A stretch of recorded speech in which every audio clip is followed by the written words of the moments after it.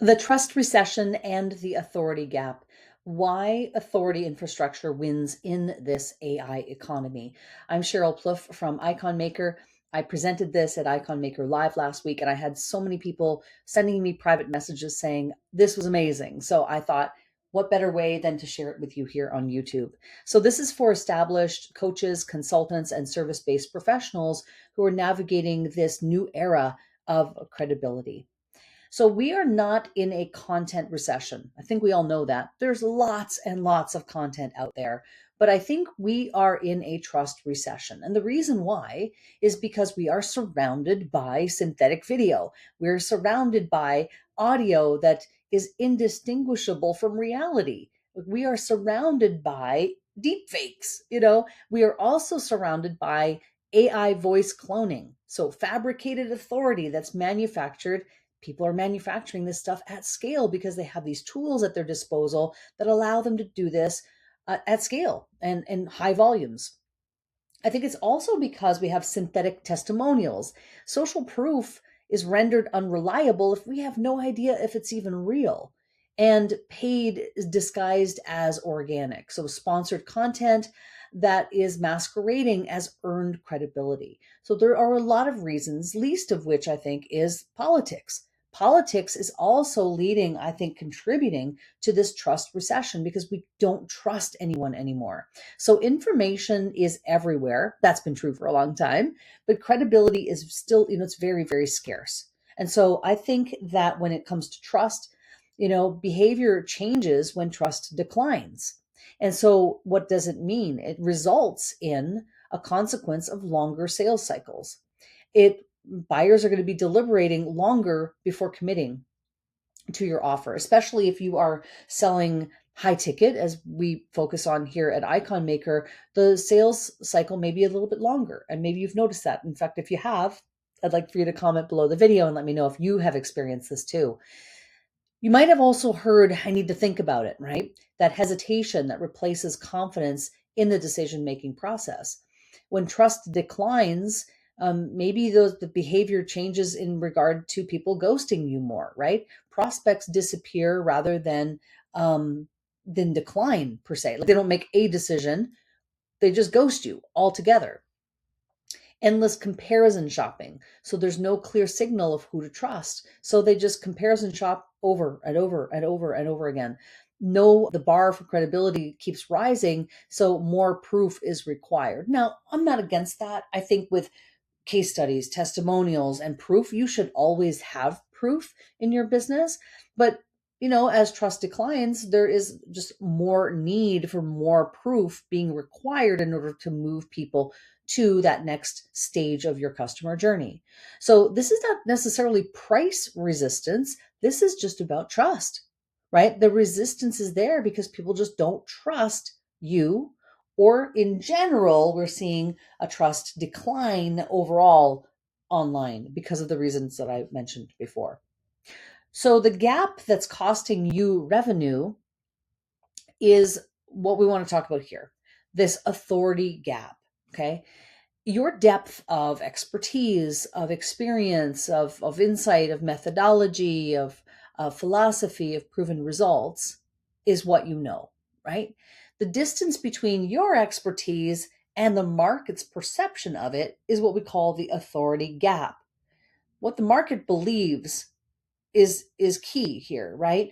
The incomplete, unclear, or invisible impression that your market currently holds is is the problem, right? The authority gap is not a marketing problem, it's an infrastructure problem. So I believe that authority is infrastructure in your business.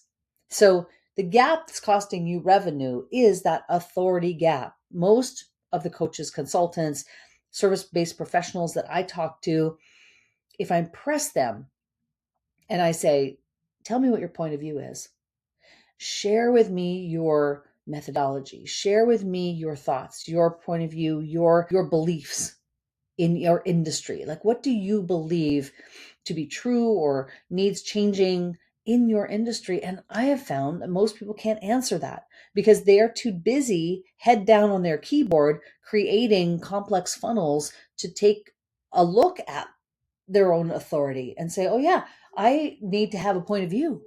I need to have belief about something. I think most entrepreneurs would benefit from being much more involved in keeping up with what's going on in their industry instead of trying to create a logo or trying to create a website. I had a client recently, love her dearly, but she went ahead and she's really spent a lot of time and energy creating a website. Not because I asked her to do that. She just took that upon herself and thought that was a good idea, despite my recommendation that that wasn't the thing to do. So she went ahead and spent time, energy, effort creating this website that she's very proud of. And I had a look at it and it's okay, but it's not going to bring her revenue. What would have been a better choice was to have spent time filling the authority gap, creating what I call minimum viable authority content, deep, meaningful thought leadership content, and leveraging that through conversation with others. So the authority gap is real and you have to fill it. The old model was, if I'm good enough, people just find me, right? If I'm really good, people will just come out of the woodwork. They'll find me. And that's an old assumption and it needs to die, right? In the low noise market, quality eventually did surface. But in this high noise, AI saturated market, quality is invisible without structure. So authority is no longer just something that you just declare. Hey, I'm an authority and I just declare it. No, it must be demonstrated consistently, structurally, publicly. Thought leadership is the key. And I really believe that this is not about social media marketing per se. I don't think this is, oh, post a reel on Instagram. No, this is about demonstration through thoughtful, meaningful, deep content, like going deep.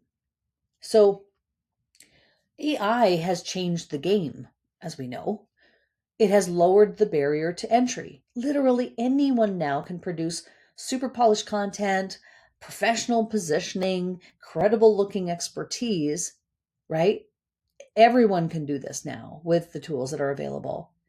And so more content than ever, more positioning, more self-declared experts, people hanging a shingle, I'm an expert, flooding every market simultaneously. And the consequence to that is that it exposes chaos. AI amplifies structure. It exposes chaos. Professionals without authority infrastructure are increasingly indistinguishable from the noise. So I am pro AI. We have an AI powered company. AI has changed the game. You just need to be knowledgeable and aware of in which way it has changed the game so that you don't get caught up not being able to sell to the degree that you can and not being able to impact the number of people that you can through your work because of the consequence of AI. So in a trust recession, the answer is not more noise, right? I believe it is published thought leadership content, ideas that you do make public, and it can include social media, but it doesn't mean that we're only going to rely on social media to bring us, you know, attention, so to speak. So you do want to make those ideas public and you do want to make them searchable, right? So if you have a blog, if you do, like, say you post on LinkedIn and that seems to be your channel of choice because that's where most of your people are, that's fine. Post on LinkedIn. It needs to be attributed to you. Publish thought leadership content. I believe in what I mentioned earlier, minimum viable authority content.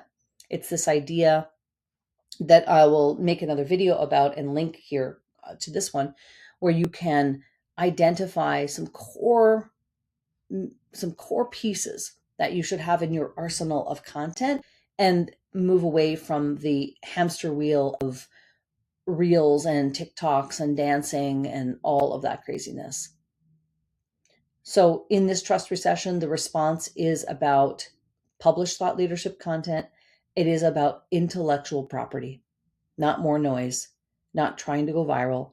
It's about frameworks. It's about methodologies and ones that are distinctly yours. It is about proof of transformation, right? Documented outcomes of your clients, whether they have paid you or not. If you're newer, then maybe you have done some free work for people. You can document those client outcomes. This is what verifies your claims that you are who you are and the results that you help people to get. And you might start small and you will grow over time, but you do need to start collecting proof of of that transformation. And structured conversations. I really believe that sales and the discovery processes that you have in your business are really ultimately what signals some professionalism on your part. So it's a combination of two things: authenticity and structure. That's the strategic response to the trust recession. Not more noise, not another TikTok, not another Instagram reel. And I'm not against social media. Trust me, if you go into my Instagram and you go into, I did a reel and I like to poke around and experiment here and there, but I'm not relying on that. I'm actually doing more to experiment, frankly, to make a better case for what I'm presenting to you here, right? So here's the big shift from thinking about your content calendar, from the social media marketing content calendar that has you on the wheel, cranking out content ad nauseum every single day. In many cases, not even knowing what you're posting because you're just trying to keep up with the algorithm. From that to authority infrastructure. We're talking about depth, ideas that are developed with meaning and with rigor and not necessarily optimized just for engagement, right? It's stuff that you can go deep on, have some ideas that you can share with people. Demonstration, expertise shown in action. So these could be, again, frameworks. It could be published work. It could be case studies. Documentation, a body of evidence or a library, if you will, of evidence that accumulates over the course of time. And distribution, strategic reach that places your authority in front of buyers. One of my favorite ways to do this is during conversations. That while you're having a conversation with someone, and you will see one of my other videos talks about the 5 different types of conversations you should have in your business. One of them, let's say, one of them is a coffee chat. And if I'm having a coffee chat with somebody and they say something that sparks my thought around a piece of content I produced on that topic, it would be in my best interest to mention it. Hey, you know what? I just wrote an article about that. Let me get the link for you. Let me pop it in the chat for you. That helps to distribute your content. Yes, in that moment it is to one person, but that person is left with a really good impression about you because you have published content, you have thought leadership, you're sharing it with them in that moment, and they may, well, who knows, they might share it with other people, and on and on. So I think that distribution, we've often thought it has to be to thousands and thousands of people, but what if it was actually strategically offered to people who in that moment it's one person, but they have access to so many others? So I think that we have to think about this more strategically. Buyers don't choose the best, they choose the safest. They choose who they've seen or have a high trust relationship with. So whether they've seen you on a stage, they've seen you on a podcast, they've seen you on a call, right? On a Zoom call, whether you're attending an event, hosting an event, you have a high trust relationship with them because you've been having a coffee chat, a validation, market research call, a strategy session, etc. There's familiarity there. They choose who has conducted and documented evidence of those results, right? We want to make sure that there's a way for people to see evidence of the results that you get. They choose who shows up reliably and predictably, so consistency, and they choose who has a clear, organized process and point of view. I think this is super, super important. That last one, the structure, must be there, because if trust is the currency, authority is the vault. You must be thinking about authority, especially in the era of AI, especially in the trust recession. So who do you want to be? This is time for you to decide.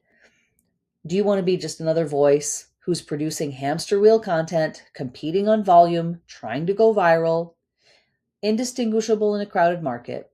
Or do you want to be a category of one, structurally credible, demonstrably authoritative, and be the obvious choice for your buyer, because the loudest person is not necessarily going to win. The most structurally credible person will. I hope this has been helpful for you. If you are watching this on YouTube, please subscribe. More videos like this are coming your way. And if you want to reach out to us, iconmaker.io is where you can go to learn more about how we help our clients to become authorities in their niche.